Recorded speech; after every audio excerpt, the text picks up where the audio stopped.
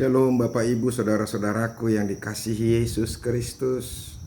Saya berharap bahwa kita dalam keadaan yang sehat-sehat, dalam keadaan penuh sukacita di tengah-tengah situasi yang tetap masih tidak mengenakan.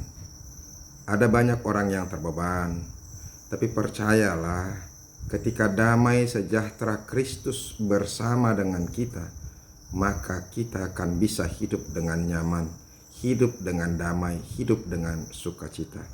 Mari dengarkan firman Tuhan terus, supaya itu akan meneguhkan, menguatkan, dan menghibur kita dalam situasi apapun. Bapak Ibu, firman Tuhan yang menjadi renungan bagi kita hari ini yaitu yang terambil dari Yunus 3 ayat yang ke-10. Dikatakan demikian: ketika Allah melihat perbuatan mereka itu, yakni bagaimana mereka berbalik dari tingkah lakunya yang jahat, maka menyesallah Allah karena malapetaka yang telah dirancangkannya terhadap mereka, dan ia pun tidak jadi melakukannya. Firman Tuhan mengatakan menyesallah Allah. Allah menyesal. Bisakah Allah menyesal?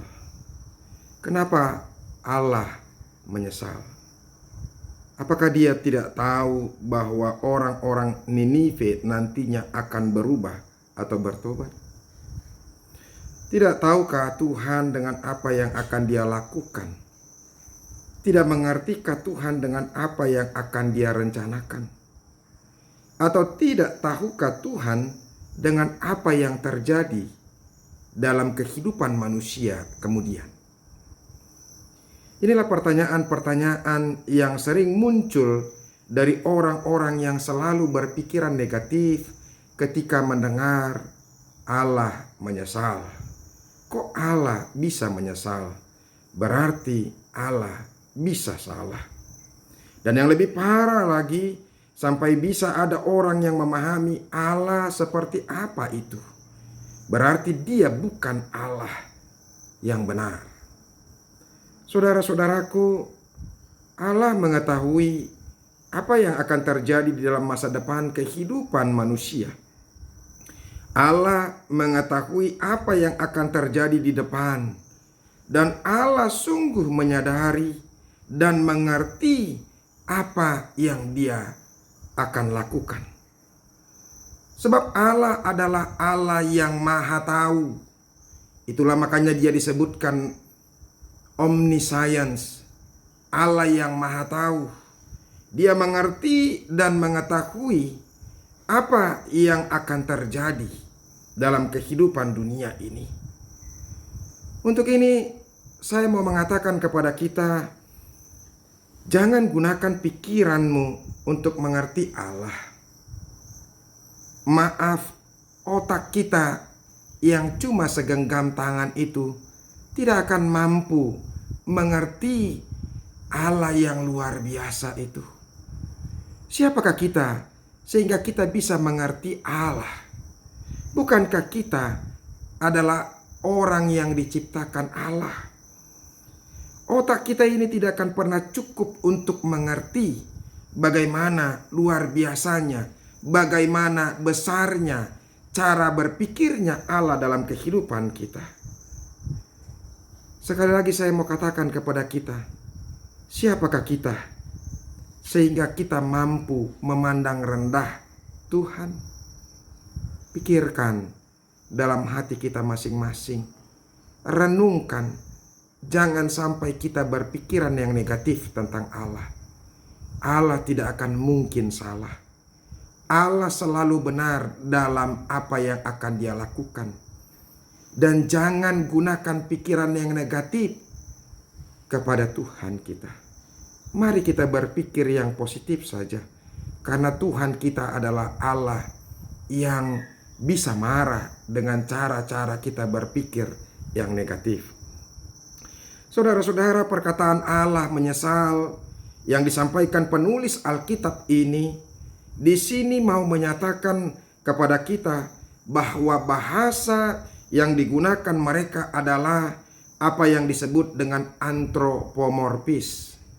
Allah yang digambarkan seolah-olah dia adalah manusia. Dan dalam hal ini mau ditekankan bahwa Allah kita adalah Allah yang memiliki perasaan. Dia adalah Allah yang bisa tersentuh dengan perasaan yang hancur, dengan orang-orang yang mau berubah, dengan orang-orang yang mau bertobat, orang-orang yang menyesali kejahatannya dan bertobat kepada Allah, maka dia akan menyesali apa yang akan dia rancangkan, apa yang akan dia rencanakan. Dia juga adalah Allah yang pemaaf, sehingga dia memaafkan orang-orang Niniwe dengan perubahan dan pertobatan mereka. Dia bisa menyesal, mau menghukum orang-orang Niniwe, memporak-porandakan, menghancurkan kota dan orang-orang Niniwe. Dia bisa merasakan ketika andaikan orang-orang Niniwe tidak berubah dan tidak bertobat, begitu hancurnya, begitu porak-porandanya, begitu mengenaskannya situasi yang akan terjadi di kota dan apa yang akan dihadapi oleh orang-orang Niniwe. Dan ini juga yang mau disampaikan kepada kita. Bersyukurlah kalau Tuhan kita juga adalah Allah yang Maha Pengasih. Dia mau mengerti dengan segala kelemahan-kelemahan kita, tetapi dia juga mau mengerti dan menyadari, mau mengampuni kita ketika kita mau berubah dan bertobat. Bapak, Ibu, saudara-saudaraku yang dikasihi Yesus Kristus, mari kita datang kepada Tuhan untuk menggerakkan hati Tuhan, supaya Tuhan mengubah kesulitan dan pergumulan kita kepada situasi yang penuh sukacita, kepada situasi yang kondusif. Mari kita datang ke hadapan Tuhan bila kita sedang sakit, bila kita sedang bergumul, bila situasi kita sedang kacau, bila ekonomi kita sedang menurun, bahkan sedang hancur-hancurnya, atau bila keluarga kita lagi hancur-hancuran, suami dan istri bertengkar, atau bahkan sampai merencanakan untuk bercerai. Saudara-saudara, berubahlah, bertobatlah, datanglah kepada Tuhan dengan kedatangan kita yang di dalam hati yang hancur dan menyadari diri kita, maka Tuhan akan mengubah. Tuhan akan mengurungkan niatnya untuk menjadikan situasi kita menjadi situasi yang lebih kondusif. Bapak, Ibu, saudara-saudaraku, Allah juga pernah memulihkan dan menyembuhkan Raja Hizkia yang sedang sakit dan akan segera mati. Yesaya menyampaikan firman Tuhan akan kematian Hizkia, mengatakan supaya dia memberikan pesan-pesan yang terakhir kepada keluarganya. Mendengar itu, Hizkia berdoa dan bermohon kepada Tuhan buat kesembuhan dan kesehatannya. Hizkia datang berlutut kepada Tuhan. Di situ dikatakan dia berhadapan dengan tembok, dia menghadap dengan tembok. Dia betul-betul bermohon kepada Tuhan di dalam doanya. Dan saudara-saudara, apa yang terjadi? Allah mendengar doa Hizkia. Allah mendengar permohonan Hizkia itu. Hatinya tergerak oleh belas kasihan. Hatinya memberikan belas kasihan, memberikan anugerah kepada Hizkia. Kalau kita membaca firman Tuhan di 2 Raja-Raja 20 ayat 5-6, dia katakan kepada Yesaya, "Baliklah dan katakanlah kepada Hizkia, raja umatku, beginilah firman Tuhan Allah Daud, bapa leluhurmu. Telah kudengar doamu dan telah kulihat air matamu. Sesungguhnya aku akan menyembuhkan engkau. Pada hari yang ketiga, engkau akan pergi ke rumah Tuhan. Aku akan memperpanjang hidupmu 15 tahun lagi. Dan aku akan melepaskan engkau dan kota ini dari tangan Raja Asyur. Aku akan memagari kota ini oleh karena aku dan oleh karena Daud hambaku. Artinya saudara-saudara, dia sudah dinyatakan akan meninggal. Dia sudah dinyatakan akan mati. Bahkan Yesaya mengingatkan dia supaya mengumpulkan seluruh keluarganya dan memberikan pesan-pesan yang terakhir. Tapi mari kita lihat saudara-saudara, ketika Hizkia berlutut, bermohon, berdoa sampai dia menitikkan air mata. Dia datang ke hadapan Tuhan dengan sungguh-sungguh, maka hati Tuhan tergerak. Tidak ada yang mustahil bagi Tuhan.